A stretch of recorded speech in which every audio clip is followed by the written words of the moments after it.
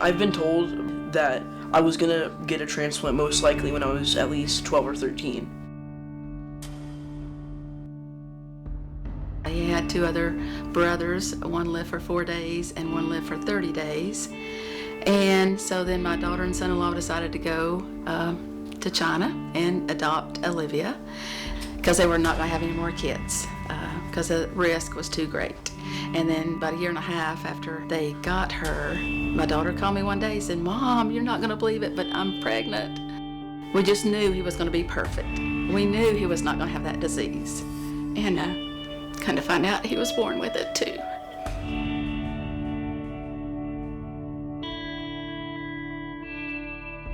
Well, polycystic kidney disease is actually a genetic disease. It can hide for generations, like most genetic diseases, and apparently on two of my brothers, it affected them, and they died before they could come home, and I was a lucky one.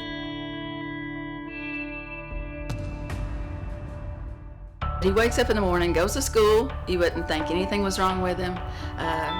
Typical day, and then he comes home and does his homework or gets on his computer, gaming and so forth. Tuesdays and Thursdays he goes to swim practice.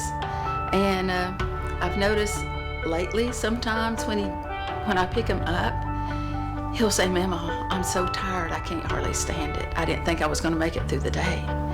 And he said, "I hurt all over," and he said, "I couldn't hardly concentrate," which is just part of the disease. And I told him, I said, "Honey, don't do that again. You know, if you're feeling bad at school, just call. Tell the office to call me."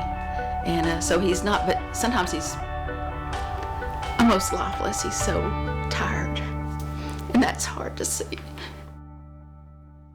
The kidney's job, it's to filter out waste from the blood. Well, mine, they don't do that as well as others may. So one of the symptoms is high blood pressure. I take blood pressure medicine, and I take vitamin D, and I take iron. He said, "I think something's going on with my body. I think we need to have it checked." So I emailed the doctor, and the next day we had his labs checked. And sure enough, that's when they had dropped 5% more. So he was at 19% all this year, and all of a sudden it went to 14%. As my kidney function decreases, I'm getting tired. I'm tired every day almost, and it's just weakening. 14% is critical. He's in stage 5, chronic kidney disease. At the doctor's office, we go every 3 months, and we go as a checkup. Sometimes I get ultrasounds, but not all the time. And sometimes I meet with a liver doctor, because this particular type of polycystic kidney disease can actually affect the liver as well. The doctor called me about 3.5 weeks ago and said, "We've got to move forward. It's critical, and we need to get him a kidney as soon as possible." It crosses my mind occasionally that we might not find one in time, because his kidney function is at 14%, so I'm afraid that he might have to start dialysis before we get one. That's my main concern.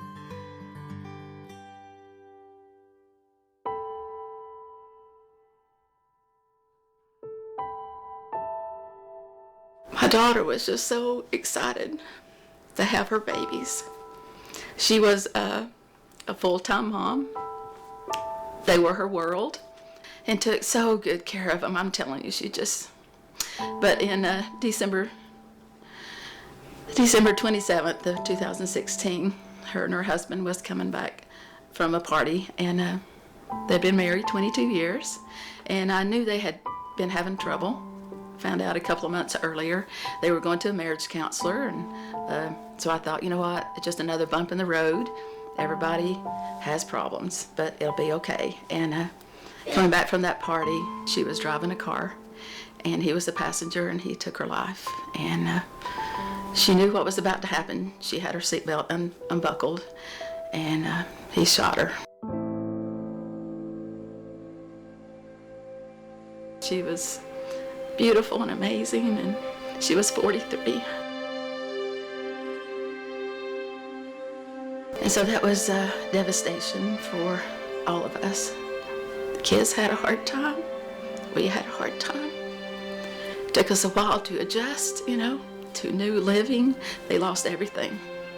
I mean, they lost their mom and their dad and their house that they loved, their school that they loved, their friends down there. And Olivia had a certain tree she loved. That was her safe place. And it was a hard adjustment, but through the Lord's help, I mean, we made it, you know. You think you can't make it, and then a day goes by, it's like, wow, we've made it this far. And then a week, it's like, wow, it's been a week.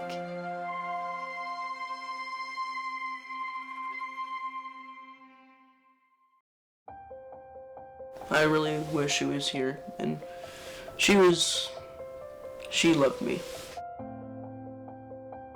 We could get a call any minute now saying, hey, we have a donor, get to Atlanta as soon as possible, but we don't know when, so we're just hoping and praying that we get one soon. This isn't a cure. It's just, it might last 12 years, might last 7, a new kidney, might last 15, but he'll need another one.